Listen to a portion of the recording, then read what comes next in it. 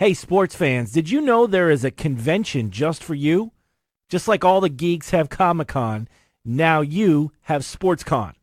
Be there July 13th and meet fantasy superstars like Melvin Gordon, Zeke Elliott, and Patty Mahomes. These are just a few of the hundreds of players and personalities at the SportsCon this year. Not to mention your favorite people ever, Sleeper Wire and Eat Sleep Fantasy Podcast will be hosting the official fantasy draft party of SportsCon. We've got live drafts, draft boards provided by Draft Party USA. We've got raffles for signed jerseys, courtesy of Prestige Sports Memorabilia, dinner, drinks, trivia, and much more. Tickets are limited, so get them now. When they're gone, you're going to wish you had one. Join us July 13th at Top Golf in Dallas for the best after party of SportsCon. Check out draftnightout.com for more info. I'm ready for Welcome, everybody, to the Sleeper Wire Show. Welcome to the NFC North and South breakdown. I am your host, Professor Chris, and with me, got the trio back together. First off, I got Dirty Jobs Mike, and the third person I'm talking about is, of course, our Prophet Who's. So we're going to kick it off with some news here before we get into the breakdown of the NFC North and South. First piece of news, this is a couple days old. I guess we talked about it last week, but the NFL is now officially likely to review the festival incident involving Ezekiel Elliott. I think we all saw this coming. Hoos, last week you and I talked about how we would not be surprised, and we're almost kind of expecting at least a 2-game suspension for him. Even though probably technically didn't do anything wrong, he didn't get in trouble with the law, no cops were involved, no charges filed or anything like that, but given his history, most likely going to get suspended in our opinion, right? Yeah, I mean, he kind of, which was funny. I mean, I think it was he wearing like a LeBron jersey or something like that when it was going down. And it was funny enough, he kind of nudged the guy and the guy kind of flopped. So it was weird, because it's usually LeBron flopping. It is. But he flopped pretty hard. It was kind of funny. He didn't do much, but you can't, I mean, there's cameras right on you. Like, what are you doing? Yeah. I mean, we don't need to get into this all again because I feel like I'm just listening to last week's show, listening to you talk about that again. Yeah. Tony Pollard, you might want to grab that guy. Yeah, they are going to review it, though. If you want to hear our full feelings, go back and listen to last week's show. Speaking of suspensions, Ben Watson announced on Facebook that he failed a drug test and is suspended for the first 4 months. This is something that honestly isn't that big of a deal. The Patriots knew about this before they signed him. Ben Watson had retired and got some doctor-prescribed medication that technically violated the PED policy for the NFL, and then decided he wanted to come back, so he knew that he was going to technically fail the drug test, that he was going to be suspended 4 games. So this isn't Ben Watson cheating or anything like that. This is something that he knew was going to happen. So, Mike, how do you feel about Austin Seferian-Jenkins for at least the first 4 weeks? It's not like after the first 4 weeks I'm going to feel good about Ben Watson coming back. ASJ, every single time I feel like he's going to go do something in a competent role, he just always lets me down. This guy always goes out there. I mean, he'll have that one big 2-touchdown game. Then he'll go on a drought for 7 games, come back. I feel like it's going to be something like that with him on this team as well. I think they're going to probably start utilizing more of the passing attack out of the backfield and the receiving game. I guess as my last, second tight end to have, you're not expecting much of this guy. I think they're going to use more of the running backs. We talked about this the past several weeks now. That it's kind of slow. This is the offseason. Not much news to talk about. We also talked about it'd be nice for the Pats, not for us because we hate the Pats, but for them to get Kyle Rudolph. It kind of seems like that might happen. I don't know. That extension still seems pretty likely. I don't know. They're talking about he's just a report came out. I think not too long ago before we hopped on the show. Yeah, Wednesday. It's that he does not want to take a pay cut. They did offer him extension, but he says he's not taking a pay cut. So where does that leave them? I mean, it sounds like he's going to get cut still, or a trade. More than likely get cut. I mean, why would they cut him though? They still got him under contract for another year. Kyle Rudolph does not seem like the kind of guy who's going to hold out. Well, I mean, he said he doesn't want to take less money. So where else does that leave them? Well, I mean, he could still get paid for the season. It's better than zero, right? Yeah, I mean, That's we're way seeing less for money. fantasy purposes at that point. I mean, I guess they still want to win games. Yeah, but- Kyle Rudolph is a big part of that offense. Maybe sure. when it comes to the pass protection, especially, and he's also a pretty reliable tight end, not for fantasy, but for Kirk Cousins. Right. We're digressing because we're talking about the Pats a little bit. Yeah, but, we are. You know, That's what happens. We decide we don't want to talk about them. Yeah, anymore. we don't want to. We want to talk about the Vikings instead. School. We can move on. Yeah, let's move on here. Jay Glazer has stated that Todd Gurley's knee issue is, quote, a real concern for him and the team. So we talked a little bit about Todd Gurley last week. Right now in PPR leagues, looking at 12-team PPR, average draft position on Fantasy Football Calculator, Gurley's going at the 111. Mike, is that too early for Todd Gurley?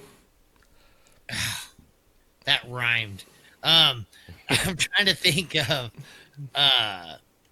where I'd like to have him at because, man, just the news that keeps coming out about his knee is worse and worse every single time. So I don't think I can spend a first-round pick on him. I think I've heard enough, where I'm like, okay, this is enough concern where I feel like he goes 2.5 or later, or else I'm out.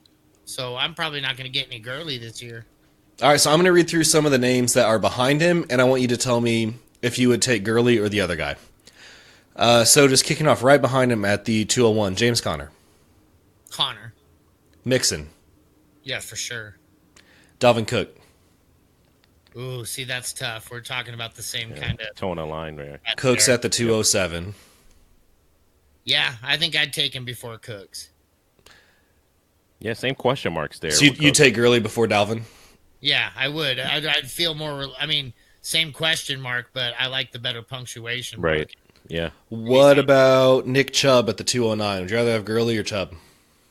Oh, man, I think I'd rather have Chubb. Damian Williams. Jeez. It's tough. Keep going, I guess. So you're going to take Williams. I am, yeah. Devonta Freeman. I'd take early. Yeah. Okay. So those guys, those 6 players are all going in the second round. So it looks like you would take Todd Gurley over Dalvin Cook and Devonta Freeman, but Connor, Mixon, Chubb, and Williams over Gurley. Wow, that's a weird. It's almost like I just Think you're allowed. right there because I didn't know that myself. Well, I guess that's how you're ranking them. So you can just go back to the show and just Yeah, you just rank them There that you way. go. There you go. absolutely. Hoos, what about you? Is the 111 too early? No, I think what. To be honest, this is all rehash. This is not new news.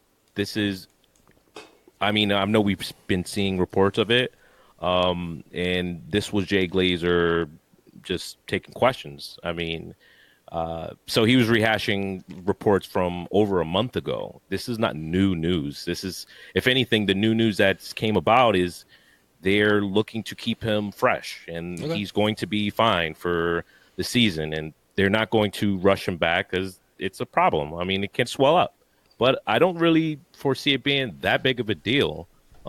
They got their back to help alleviate getting some rushes off of them. I mean, and it seems like this is the way the NFL wants to go anyway. You've seen a ton of teams do this. I think they're looking for Alvin Kamara type, Mark Ingram type of rushing role there. I think Henderson could play that Kamara role, and Gurley could still eat up a bunch of yards and get touchdowns. So their first year, obviously, not the second year where we're still grabbing Ingram and he just didn't do. Well, I'm in the same boat there with the end of the first. I don't think is too early because at that point in the draft, you can still get a superstar RB1 right behind him. You can probably still get Todd Gurley and then James Conner, or Todd Gurley and then Joe Mixon, or maybe even Nick Chubb. All 3 of those guys are top 10 guys this year, in my opinion. So even if Gurley can't go this season, or is just a shell of his former self, or his knee is just completely messed up, can't do anything, you can protect him with another top 10 running back. If Gurley was going, like, you had to take him in the top 3 if you really wanted him, and then he can't go, you're looking at Devonta Freeman at the end of the second round as your RB1. Wah, wah. Yeah. So that's not pretty. If Gurley was going, let's say in the first 8 picks, I don't think I'd take him. But I guess maybe at the last 2 picks in the first round, I think that's okay because you can protect him with another RB1. The Jaguars worked out wide receiver Terrell Pryor on Wednesday. Just giving you guys a heads up. Nothing really there to talk about there. Yep. It's Met news. Ryan Fitzpatrick getting the first runs with the starting offense there, so Josh Rosen has not taken over yet. Some Colts news. Good to see. Colts second-round wide receiver Paris Campbell is working with the first-team offense, so that's awesome. Also, they are holding Andrew Luck out of OTAs again this week. Honestly, no big deal. I mean, franchise quarterback, why would you risk it? You know, we already saw a couple players. Oh, it's our first piece of first team we're going to talk about. Trey Burton had to get a hernia surgery. We saw Tyler Kroft broken ankle on the first, or broken foot, I think it was, on the first day of OTAs. Why risk it, you know? So, Chris, I want to ask you, are your Patriots, sorry, not your your Colts, are your Colts now the Patriots of, like, wide receivers, but instead of running backs as wide receivers? Like, you guys just had news about Deion Kane. It wasn't really news. It was no, that news was saying that in 2018, before he tore it, he was the favorite to be behind T.Y. So now that you guys have all of these guys, I mean, if he was the favorite at that point, obviously you have way more options. But yeah, is this kind of like the Patriots, where the Patriots have the running back issue where you don't know who to take? Is it the Colts like that now, but with wide receiver? Like, who's their number 2? I think it's going to be Paris Campbell. Second-round pick. He was phenomenal at Ohio State. Great slot guy. Perfect complement to T.Y. Hilton. And he ran, what was it, a 4.34? Yeah. That dude is quick. So what are your thoughts about Funchess then? Funchess, I think, is going to be more of a, I don't want to say a possession guy because I don't know if he has the hands for that. But I think Funchess is more going to be kind of like Eric Ebron. Then you got Ebron. Then you got Ebron, right? Ebron and Doyle and Kane.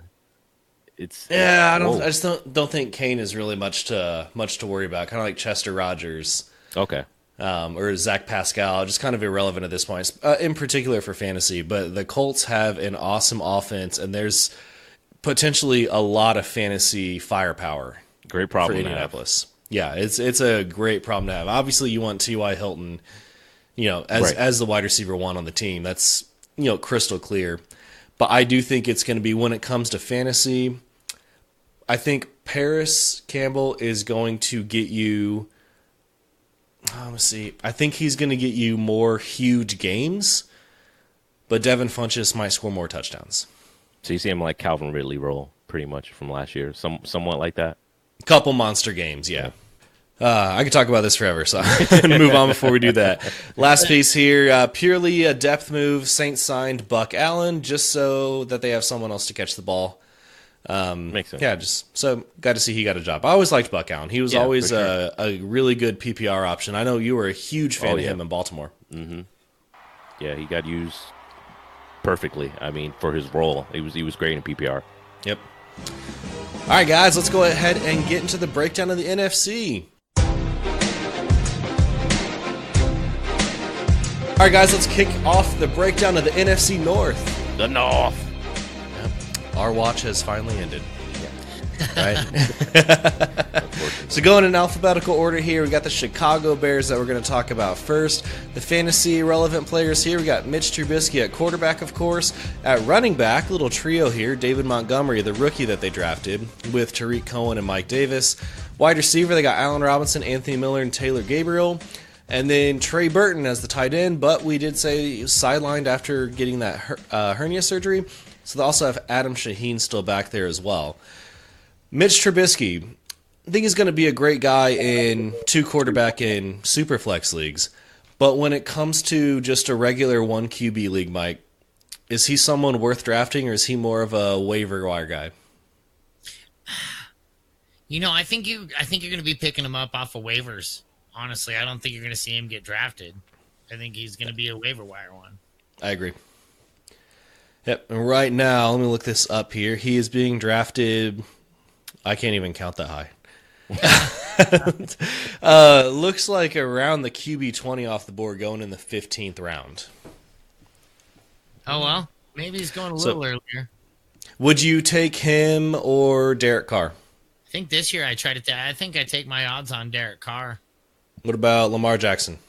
Oh, for sure, Lamar Jackson. Dak Prescott? Oh, for sure, Dak Prescott. Okay, so what about Jimmy Garoppolo? Garoppolo's going in the 11th. That is nuts. You guys look at this guy's game log. Yeah, it's not good. 55 points against Tampa Bay. 33 against the Miami, worst offense in the league. 35 against New England. 25 against the Jets. After that, he just fell off a cliff and didn't come back. Actually, no, he came back for 1 week against Detroit. 42 points. Yeah. What the heck is this variance? How does he... You go to 42 points from 16.9. If you started him in week 15, he gave you a solid 23 points.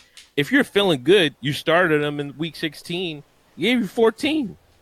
Granted, Phillip Rivers did like 3 points that same week, so it probably helped you a little bit more. But what the crazy swing with this guy? So who knows what to expect from him? But I mean, he's got some potential. Yep. So point being, Mitch Trubisky, not worth drafting. No, you're going to be picking him up off of waivers against Tampa Bay.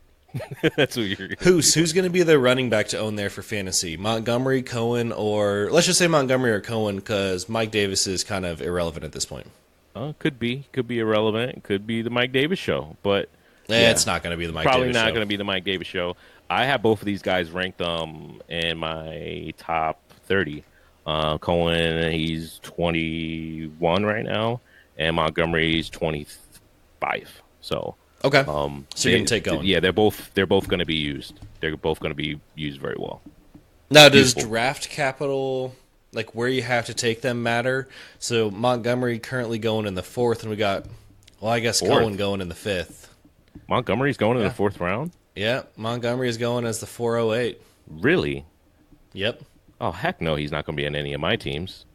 Is that too early? Hell yeah, it's too early. 408? All right. Going as the 24th running back off the board. So I guess he's going where I said he should be going. I still don't want to draft him that high, though. I'd take him. I just don't want to take him that high, if that makes sense.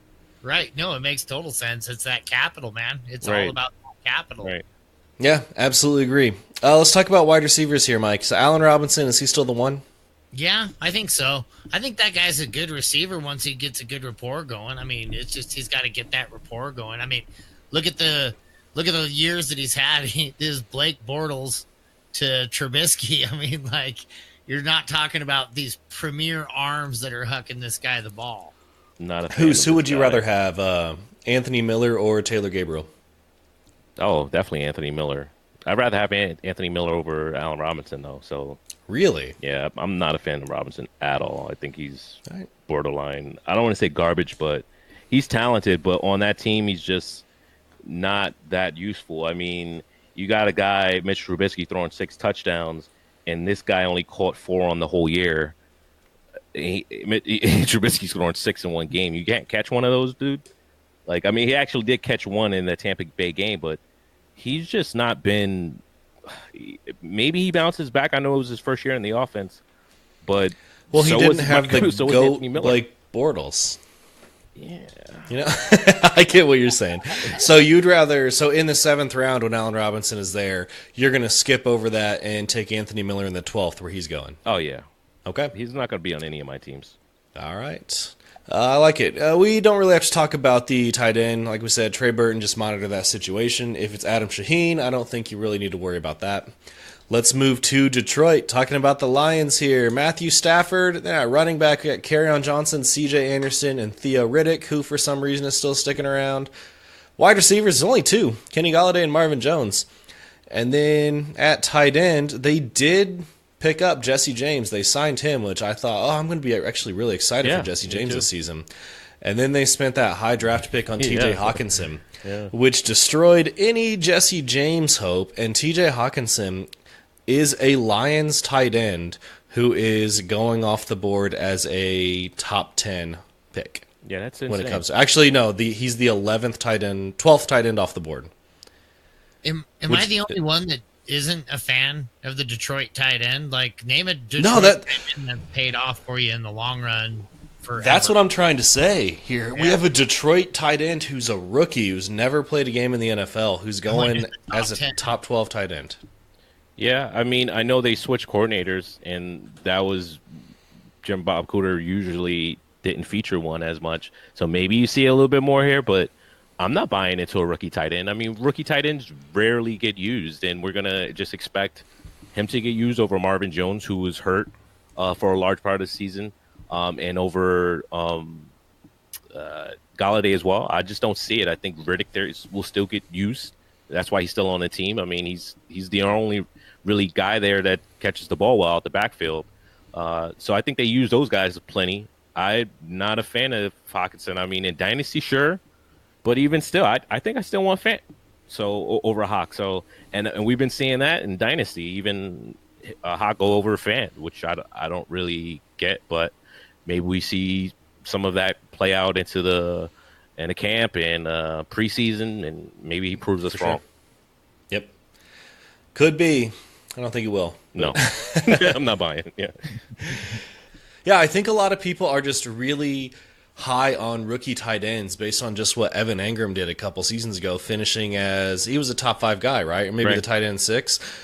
And But granted, so, okay, that's great. So we have this recent history of a rookie tight end excelled, but before that, we hadn't had a rookie tight end finish as a tight end 5 or better since. Do you guys happen to know the player? This would have been a good question for Stranger Stats. I don't though. I don't know the player. It's going Got to be a fun guess? answer though. He played for your team. Play for my team. I Yep. mean, you said Ingram already. Yeah. It's another. What's Shockey or something? Jeremy Shockey's rookie Wow, year. We really? haven't had a tight end finish that high since Jeremy Shockey as a rookie. Wow, that's crazy. And the thing that's crazy about that is Ingram, the year he did finish a top 5. Does anybody remember why he finished a top 5? OBJ being gone? OBJ, Sterling. Yep. We got decimated. We lost all of our receivers. Literally our 1, our 2, and our 3. Didn't you receivers. lose 4 of them in one game? Yep. So, I mean, that's who else is going to catch the ball? Like, that was basically default. He was going to be a top 5 guy. Yeah. Who else was going to catch the ball? So, it doesn't happen. No, it doesn't. So just because Evan Engram did it, like I said, guys, it hadn't happened since Jeremy Shockey's rookie year, which is a long time ago. That was what, early 2000s, right? Yeah, that's crazy. That's a crazy stat. Yeah. Let's move to the Green Bay Packers, though. So we got Aaron Rodgers. Then what I think is going to be much closer to a 50-50 timeshare than a 70-30. We got Aaron Jones and Jamal Williams at running back. Devontae Adams, Geronimo Allison, Marquez Valdez-Scantling, and Equanimous St. Brown at wide receiver. And then Jimmy Graham and Mercedes Lewis at tight end. Jimmy Graham, once again, don't draft him. He's going to disappoint you again. Aaron Rodgers, Mike, top 5 quarterback this season? Man, I just feel like he's got it in him. I really do. I mean, he's going to bounce back. Disappointed us a couple years in a row. Yeah, I feel like he's due. Right now he's being drafted as the 3rd tight end off the board, so people still agree with that. Who's Aaron Rodgers or Jamal Williams? And you can take where you have to draft them into your equation here. I'm always going to take Aaron Rodgers, the quarterback, over Jamal Williams. Did I say Rodgers? Yeah. I know what you meant. Well, no, you know what? I don't want... I would too. Trick question. No, I don't want either of these guys just because... I know it's not a high draft capital. They didn't spend that much on him. It's a 6th-rounder. But they still was able to go out and pick the back that they wanted to pick in Dexter Williams. He won 194th overall. So this is a situation we just got to see play out, and I would not be surprised at all. I mean, Aaron Jones, he just doesn't stay healthy. You know, I mean, he's a guy you're going to give 15 touches to. You can't give him more than that. He's kind of like a Chris Thompson almost, but, it's just he gets hurt if you give him the ball too much. No, he's better than Chris Thompson. But you understand what I'm saying as far as I get when it. you give him the ball, both guys are potential ones. In the PPR, Chris Thompson, if he's healthy and he can stay out there on the game, he's been a top running back for you. Aaron Jones as well in a PPR. Yeah. But these guys are smaller guys, and they just don't seem to stay healthy. So Jamal Williams is a big frame guy. Dexter Williams as well.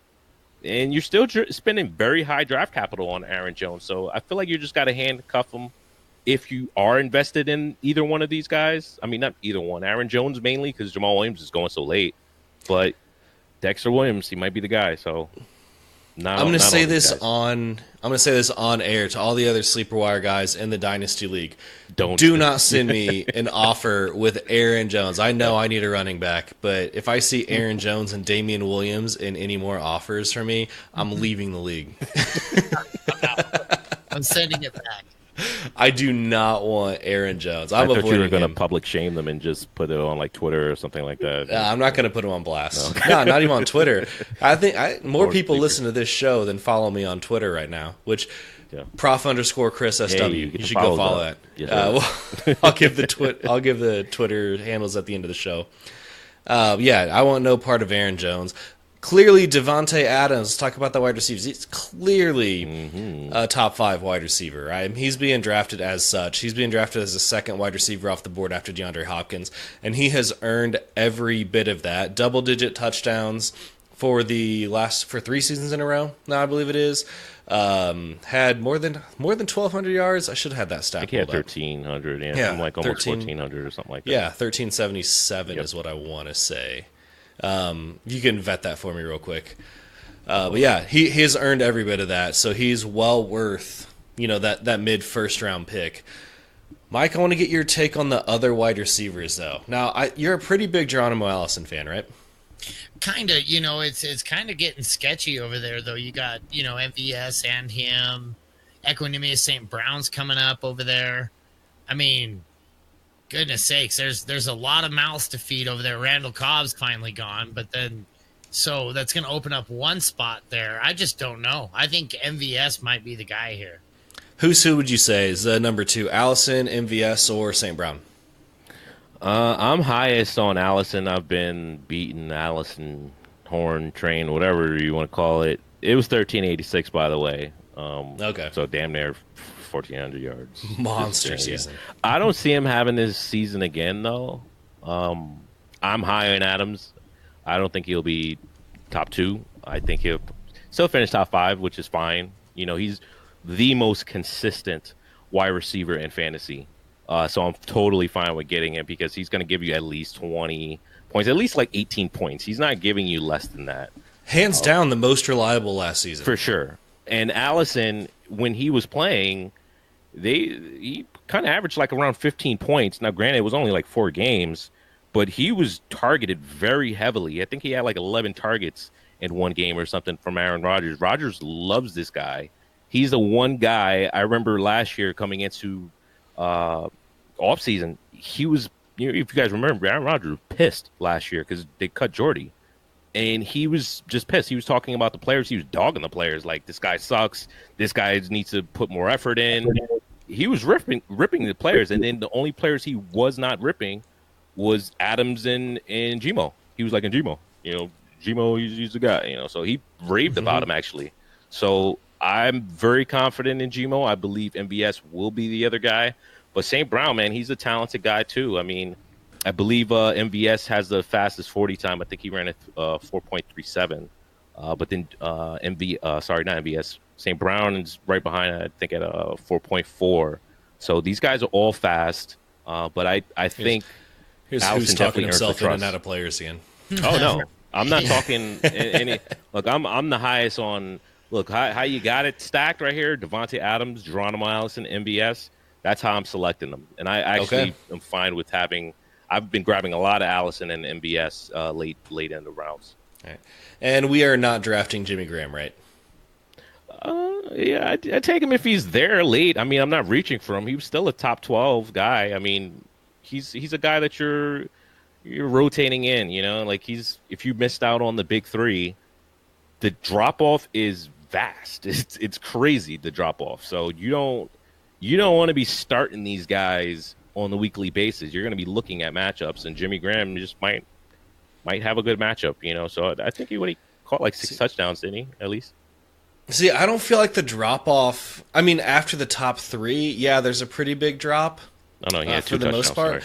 But I feel like tight end this year is a little bit deeper than what It it is. has been the last couple seasons. Every We year. got Hunter Henry coming back, Evan Ingram in his third year, which is typically when tight ends break out, OJ Howard in his third year, which once again typically when they break out, Eric Ebron, who broke out last year with the Colts, Jared Cook in New Orleans now, where Drew Brees historically has loved the tight end.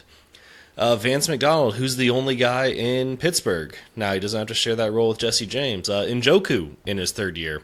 Austin Hooper, who finished as a top 10 tight end last season. So I don't feel like tight end is as weak of a position as what we've had for the last 3 or 4 years.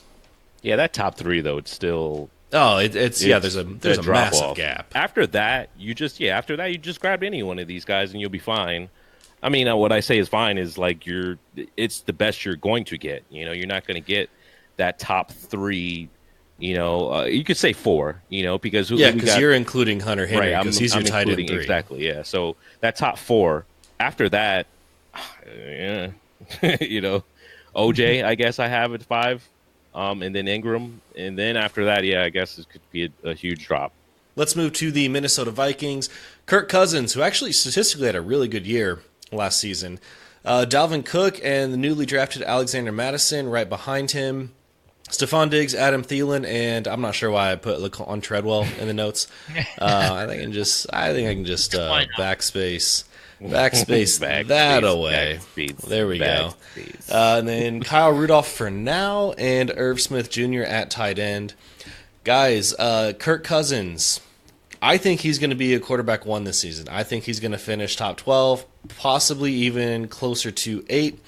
I don't see how he can't with a healthy Dalvin Cook. I agree with that. I have him actually at my number 7, so I'm right up there with you. I have not completed my rankings yet. That's on my to-do list to do for tomorrow. And then we will try to get those posted to the website relatively soon. Yeah, I mean, it's his second year in the offense. I don't see him having a worse year. He was 11 last year. Right now, I have him 11 as well. So I can't see him finishing worse than that at all. Yeah, I feel like we really like him. Now, we're doing an industry mock draft right now. It's a super flex, right? Yeah. Yeah. And I was on the clock. I got Drew Brees as my first quarterback off the board. And I was stuck, I should say, between Rivers and Cousins. I went with Rivers. But after thinking about it, I feel like I should have gone Cousins. Mike, who would you take, Rivers or Cousins? Cousins. Okay, what about you, Hoos? I'm assuming Cousins. Yeah, I definitely would have. Yeah, I would have took Cousins. I'm not a huge fan of Rivers just of the way he finishes the year, and the season. He's not a December QB. Yeah, no, he's not. So, nope.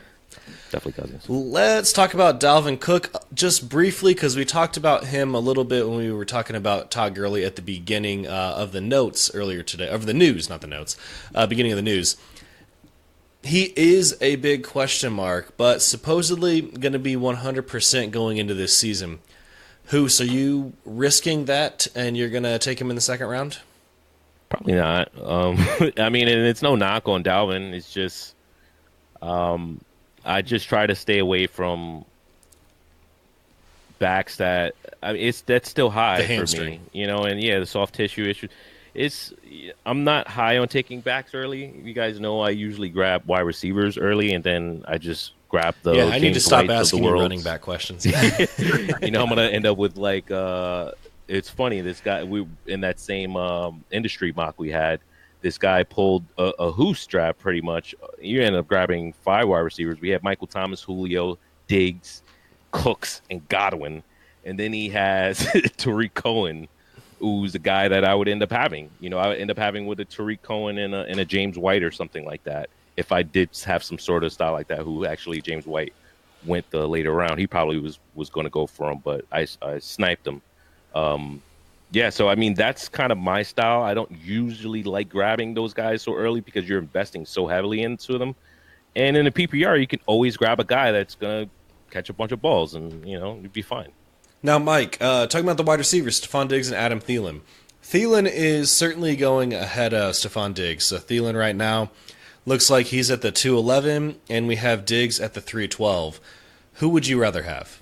I feel like I'd rather have Stephon Diggs. I feel like he's just more of a game in, game out kind of a receiver. And I mean, Thielen has those games where he gets those 35, plus Right. point Yeah, scores for 8 weeks in a row. But but then he'll drop off for Yep. 6 weeks, come back for a week, and leave for a week, and then Diggs is just out there cranking out 12 to 20, Right.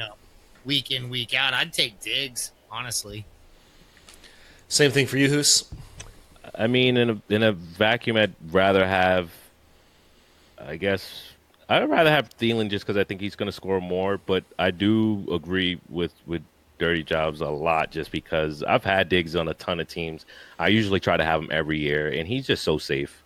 He's always just giving you those. Yeah, he's never going to really hurt you. And Thielen has hurt you in the past. He's giving you single-digit points. Especially if he's around championship time. Especially when the going gets tough time. He's bad. Yeah, it's been years in a row now. For week 14, he had 12.8. Week 15, he killed you 3.9. And week 16, he bounced back somewhat for you as a flex, if that's what you're using him as at that point. You drafted him. He's putting up bonkers numbers in the beginning of the season.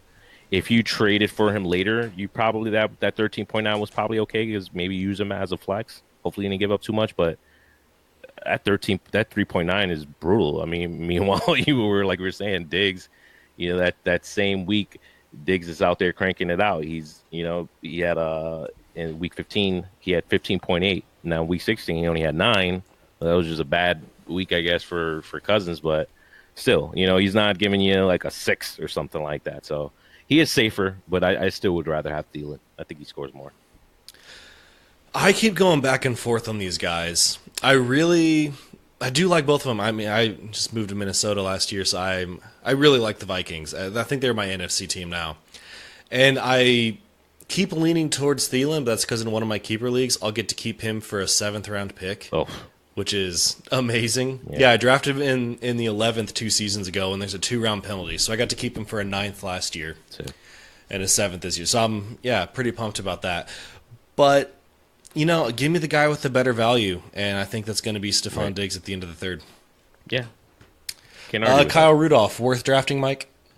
I just don't know. I feel like he's going to have a better season this year. I mean, we saw him have a couple big games at the end of last season, but man, that was literally it for him, was about 2 good games, and the first 14 weeks he didn't do anything.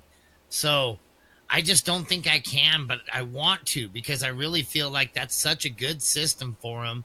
Kirk Cousins loves his tight end. I feel like that was more of a fluke than anything, but man, it's kind of a cautious one. So I feel like, maybe, possibly, but I don't think I would want to get him before the 12th, maybe. Yep. I don't think he's going to be someone I'm going to draft either. I just, in that range for the 6 to 12 range for tight ends, there's just guys I like better. Hey, man, week 16, 35 points. There we go. Yeah, you finally showed out. He showed up when you didn't start him the whole season, and he just made up for points, and just to get you to a top 7, because that just jumped him to 7.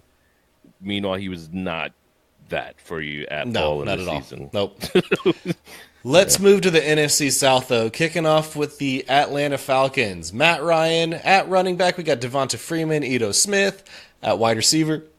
Of course, Julio Jones, Calvin Ridley, and then also Mohamed Sanu, who is actually listed as their number 2, not Calvin Ridley, which I thought was a little strange. And then Austin Hooper, their top 12 tight end from last season for fantasy, which I was kind of surprised about, but he did have a couple big games in a row. Matt Ryan finished, was he the quarterback 2, I believe? Yep. Last season, yeah, he was the QB 2. Right now being drafted as the QB 6. So in the 6th round. Where do you have him ranked? Right now, I actually have him 6. What about you, Mike?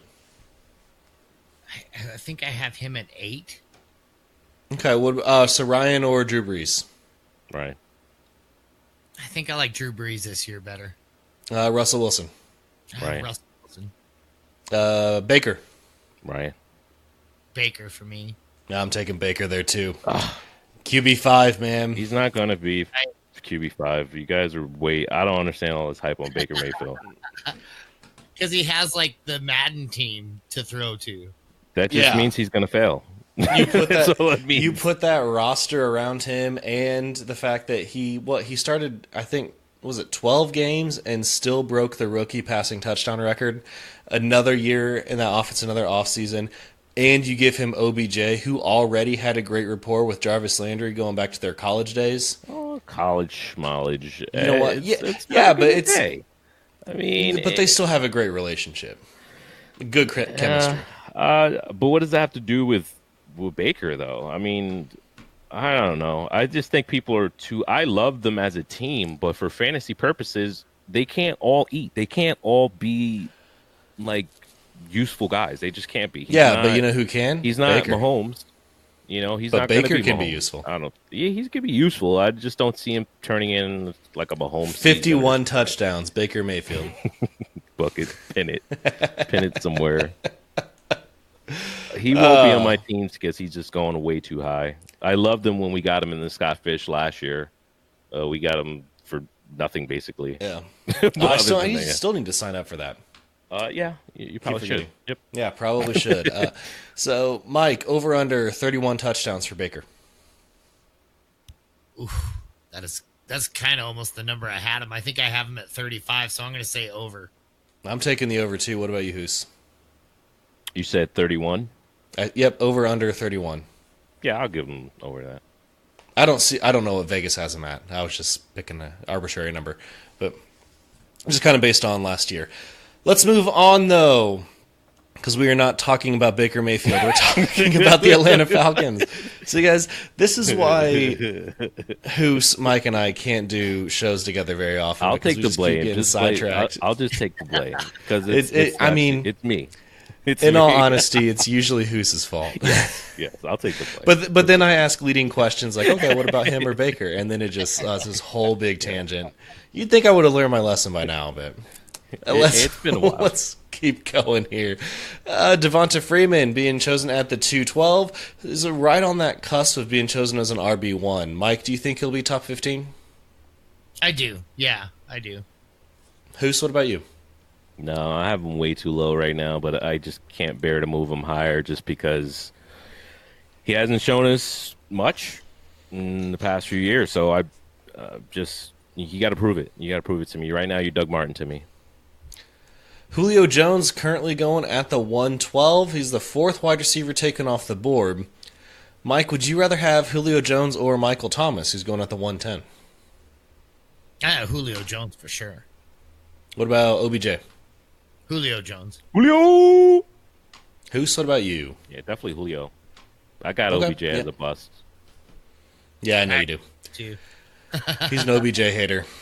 No, I love the guy. I mean, I hope he does well over there. I hope he's happy and everything. And every year, I just think that people overvalue OBJ. He hasn't turned in the top 5 fantasy year in some time. So I don't Has been understand why injured. we just continue to place him there. Yeah. And he's Well, on a we're new still offense. we're talking So, about the Atlanta that Falcons. Shit keeps coming back around to the Browns. That's who we really want to be discussing. Yep.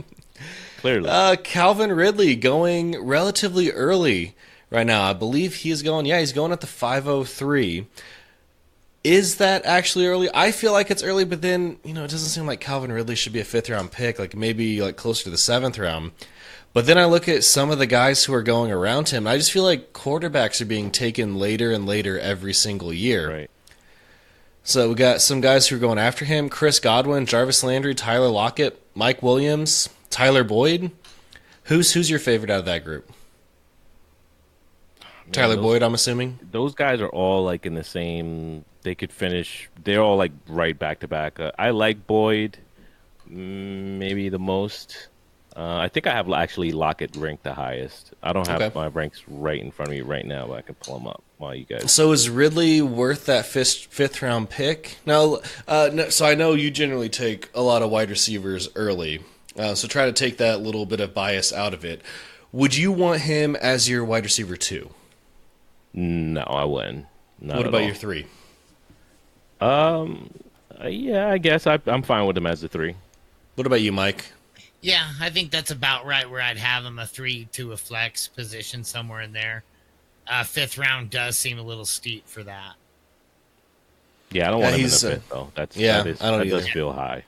He feels like just a little bit later. I mean, there's guys going in the 7th. I think I would take Robbie Anderson over him.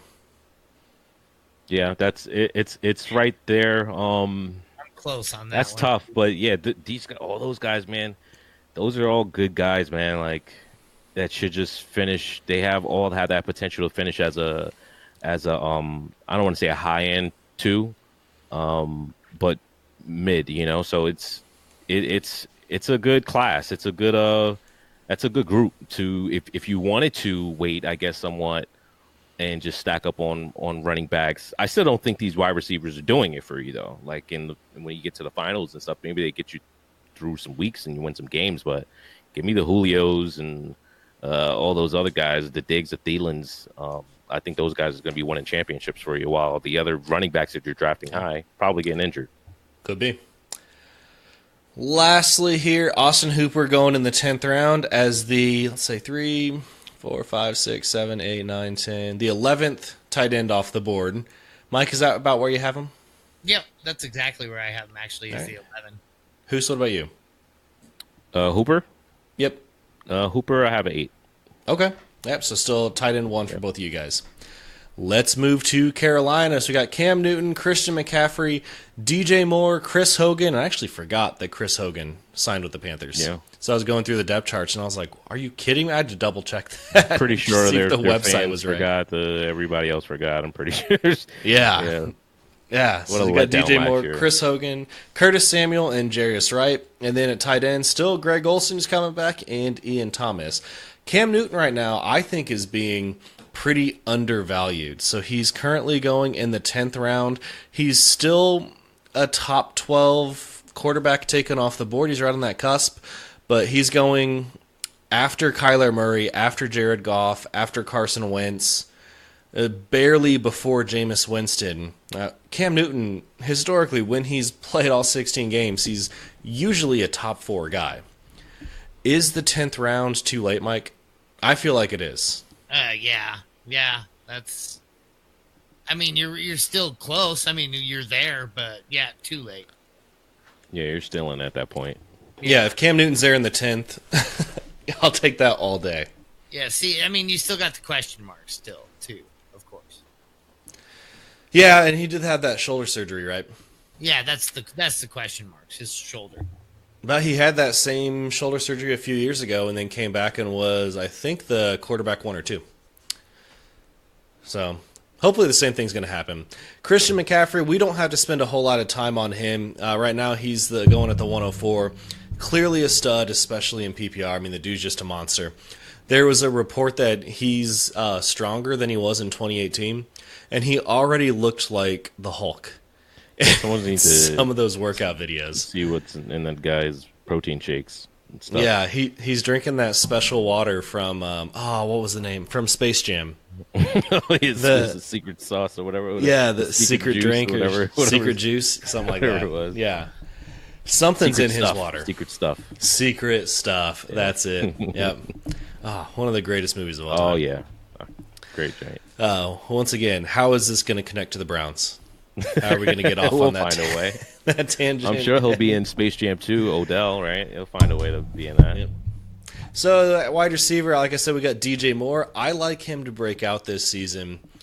He's going right around the same place that the guys that we were just talking about. He's going in the 6th round of the 605, right after Tyler Boyd. He's going before Alshon Jeffrey, Tyreek Hill, going before Allen Robinson, Robbie Anderson. I think 7th round is about where he should be. I would take him after all of those guys that I just mentioned, except maybe Tyreek Hill. Once again, it's May. We have no idea what's going to go on with that. But I would take Robbie Anderson, Allen Robinson, and Alshon over DJ Moore. But I do like DJ Moore. Yeah, I've have him right next to Landry, and I probably I don't know. I guess he's fine there. I was gonna say I should probably move him ahead, but and that's at 28 and 29. I do have Alshon ahead of him. Mike, would you like DJ Moore as your wide receiver too, or is he more of like the 3, even 4 guy, someone who you don't want to rely on every week? Yeah, 3 to a flex for me is where I'd have him. I mean, 3 would be being very generous. I feel like the flex would probably be the more likely position for him on my team. Yep, I feel the same way about him there. Greg Olson still being drafted. All right, he's still is currently going at the 14-12, so still being drafted right before Tyler Eifert. I am not touching him this year. What about you, Mike? No, I don't think I am either. Hoos? I actually still have him ranked in the top 12. I might Really? need Where do you to got move him. You know what? I guess I might have to revisit this, but as I'm looking through it, it looks fine. Right now I have him at 10. I have Vance McDonald ahead of him, Austin Hooper. I'm have to update this because I have Ebron there, and I've been a little low on him the past few days. So, yeah, I'm gonna have to revisit this. But right now, so he I have might him get at pushed 10. out of your top 12. Yeah, he might get pushed right outside of it. Yep. Let's move to New Orleans, talking about the Saints here. So another powerhouse team for fantasy. Drew Brees, Alvin Kamara, and Latavius Murray. At wide receiver, we got Michael Thomas, Traquan Smith, Keith Kirkwood, Ted Ginn, and Cameron Meredith still sticking around, and Jared Cook at tight end. Drew Brees, I still think is going to be top 7 guy. I mean, career star for fantasy at the quarterback position. Right. Alvin Kamara going at the 102, and he's earned every single bit of that. I think the more interesting guy is Latavius Murray. I'm a big Latavius fan, and I want to ask you guys, Mike, I'll start with you first. Does Alvin Kamara really get that much more work than he did last season?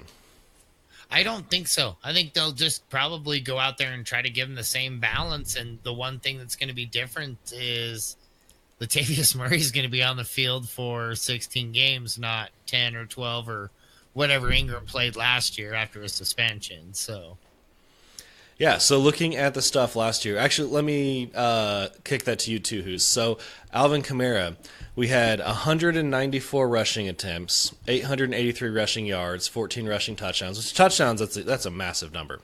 But 194 attempts, 81 catches, 709 yards. Do you see him getting more than 194 attempts? No, I mean he's Alvin Kamara. He's using that mold where they want to use him out of the backfield. They're going to give him some rushes. He's that lightning pace, he's not the grinder. So, I mean, he's kind of obviously a way better Buck Allen, obviously. But he's, that's Buck Allen. They brought him in to kind of be that number 2 Alvin Kamara kind of guy. And then they brought in the rookie Ozigbo. He's kind of the Murray plouter. So I like Murray a lot. We talked about him before the show. Love to get him late. Kamara, no, I don't see him getting used too much more. I still have him top 5. Might need to move him above Gurley, but I've still I have Gurley ahead of him right now. Yeah, I got no issue with Alvin Kamara being taken as a second running back. I don't know if I would have him ranked there, but I have no issue if someone wants to do that. The point I'm trying to make is that it doesn't seem like he can handle that much more. I mean, here at 194 carries, 81 catches. Ingram, in a year where he was suspended and really a down year, had 138 rushing attempts. Those 138 are gone. The year before, he had 230, more than 1,100 yards, 12 touchdowns on the ground, 58 catches, 416 yards through the air. That's not going to happen for Latavius. I mean, he's never, ever been known for his hands, or in particular for his speed. But I think Latavius can certainly easily get 170, 200 carries. I don't think that's out of the realm of possibility for him at all. He's stepping right into that Mark Ingram role. I think he could definitely finish as a running back 1. I'm not going to have him ranked there, but he easily could. I mean, I am D1. high on Latavius. Oh, running back 1. Okay, yeah. Yeah, yeah, he could. I mean, we've seen Mark Ingram do well in that role, so and he's a much bigger guy and he's lasted, so and he's probably not going to be suspended. I mean, not that we know of or what could happen, but yeah, definitely like the value there. He's dropping so low in drafts, it's kind of insane. Yeah. He's going at the 803. Mike, how do you feel about him there? Would you take him at the 803 or would you take him even earlier? Yeah, I think that's about right where I'd get him. About the 8, the 8th round, middle 8th, early 8th to middle 8th. Yeah, and I wouldn't So- even mind reaching for him around earlier. we were Just doing so I get him. this. Yeah, we were doing this. I just want to bring this up real quick. The draft with the other mods and analysts from Sleeper, and who's you were part of this one. Yeah. And this was right after we had just talked about, how much I would much rather have Carlos Hyde over Damian Williams. And great little bit from last week's show, guys. Right. If you didn't catch that one, the draft came around. It was my pick. I had the first overall, so I was drafting the first pick, and I believe the 8th round. And I took Latavius over Carlos Hyde. Then, so I was thinking, Hyde's going to make it back to me. And, of course, you took him. Because you already had Damian Williams. Right. But, Mike, who would you rather have? Would you rather have Latavius or Hyde? I think Hyde, honestly. I feel like I like Hyde's opportunity a little bit more. I do like Latavius. I do like what he's going to do there. I still feel like why can't I? Kamara. Why couldn't I remember his name? I still feel like he's going to be the scoring back on that team more often than not. Where I feel like for Carlos Hyde could just take over the field for a long time.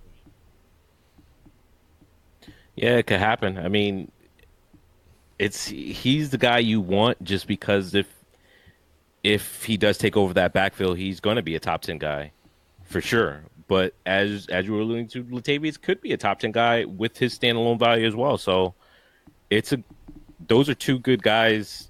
I mean, you want both. I think I want both of those guys if I could get them. We saw 2 seasons ago, Kamara finished as the 3 and Ingram finished as the 6. Yeah, so it's possible Saints that both running of those, backs have done it.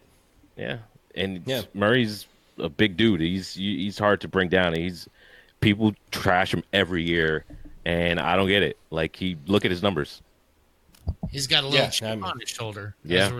Too. I mean, and that's something I like my football players to have. A little For chip sure. on his shoulder, a little something to prove. He's going to prove it this year for sure. Yeah, I think so. Wide receivers, Michael Thomas, drafted as the 3rd wide receiver off the board right now. We don't need to spend a whole lot of time on him. Clearly a stud. Are there any other Saints players even worth drafting, Mike? Would you draft Traquan Smith, or is he a waiver wire guy? I feel like he's draftable. I think it just kind of depends on your draft, though. I mean, you're going to see a lot of you're going to see him available. Like when we're talking about him in the great debate, we're going to be saying he's available in 40% of leagues, something to that effect. So he's going to get that 60-40 split for drafts, I think. But I just don't depend on New Orleans receivers. I never have. Drew Brees he's going to be kind of like Baker Mayfield. So many different weapons, so many ways to utilize weapons that the only guy I want on that team is the quarterback. When we're talking about throwing. And then, of course, I want Kamara in every single And game. Michael Thomas. See, and I really just don't even care about Michael Thomas. I'd rather have like Keenan Allen or Julio Jones. No. Real quick, where do you have Jared Cook ranked, Toos? Jared Cook, I have him rank 14. Mike? 12. All right. I think I'm leaning more towards the 9 or 10 spot for me, but I'll have to finalize my rankings this week and get those posted somewhere. Last team here, Tampa Bay Buccaneers. A lot of fantasy relevance on this team. Jameis Winston could be in for a breakout season or another disappointing season. Peyton Barber, Hoose's favorite player of all time. The horrible Peyton Barber. I know I was wrong about Ronald Jones taking that job last season. Yeah, you were. But it's not like Peyton Barber was anything special. Hey, he was a back that you started, and you could start him. Like he was You're a right. starting back. He was a back that you started. Yeah, that you could start. Yep. You could plug him in, and he would get you about 8 points. He would get you, 60 yards, maybe a couple catches. Hey, you take it. I mean, it's better than, it's not that great, but It's better than Jones, I guess, right? Yeah. Yep, absolutely. Let's talk about the wide receivers here, though. Really, we got Mike Evans and Chris Godwin. Now, Mike Evans in a Bruce Arians offense is going to be a superstar, right? He could definitely finish as a top 5 wide receiver. He's going to be amazing. Chris Godwin, I think, is also going to have a great year. Now, he's stepping in as the number 2 now, Deshaun Jackson being gone. Godwin is going in the 5th round, so he's going after Calvin Ridley, after Sammy Watkins, after Kenny Golladay, after Woods and Kupp. Any of those guys I just mentioned, would you take Godwin over any of them? I'd take him over Calvin Ridley for sure. For sure. Woods, too. Not Cup, but Woods I would. What about you, Hoos? No explanation, just give me No, an yeah, I'll take him over. I wouldn't take him over Woods or Cup, but I take him over Ridley, Boyd. So you'd take Galladay over him still? No, I don't have Galladay that high. I have Galladay at 25. Yeah, Okay. Galladay pretty low too. I got So you like Chris Godwin over all those guys? yeah, I have Chris Godwin 21 right now. Okay, nice. Yeah, people are real high on him, and it could be for a very good reason. I mean, he flashed a few different times last season. Yeah, I mean, Now, he I followed started up him. those flashes with horrible games. Yeah, yeah, but if you use them kind of like how you thought you were gonna get, like I had him, and I just used him as a flex all season, and he was fine as a flex. Like no one wanted him, so I couldn't trade him. So it's like as high as I was on him, nobody else believed me. And it was just like, no, sorry, you can keep him. You're high on them, you can keep them. But then they That's got the way I Brashard went. Perriman as well, who I know we want to laugh, but Brashard Perriman, he ended the season quite well with your boy Baker Mayfield. He had, I think, 3 or 4 double-digit games in a PPR, and now he's going to be taking over that Adam Humphries role. And He Adam could Humphries, be a difference maker. yeah, Adam Humphries looked kind of better than Godwin at times. Actually, not kind of. He did look better at Godwin at times, as far as fantasy use. O.J. Howard, certainly going to be top 10. Can we all agree on that? Yeah. Oh yeah. Okay. All right, guys, that is going to be it for the show. We ran a little bit long this week, but hopefully we entertained you for for those extra 6 or 7 minutes or so. Make sure to follow us on Twitter at Sleeper Show, and each one of us individually. I am on there at prof_Chris SW. Hoos is on there at Hoos the Prophet, and Mike is Dirty Jobs 21. Follow us on Facebook at the Sleeper Wire Fantasy Football Club. And then on the Sleeper app as well, Professor Chris, Prophet Hoos, and Dirty Jobs. Mike, Hoos, thank you so much for joining me this week. It was amazing to be back on a show with you guys. Everybody else, we will catch you next week. Have a good one. Bye.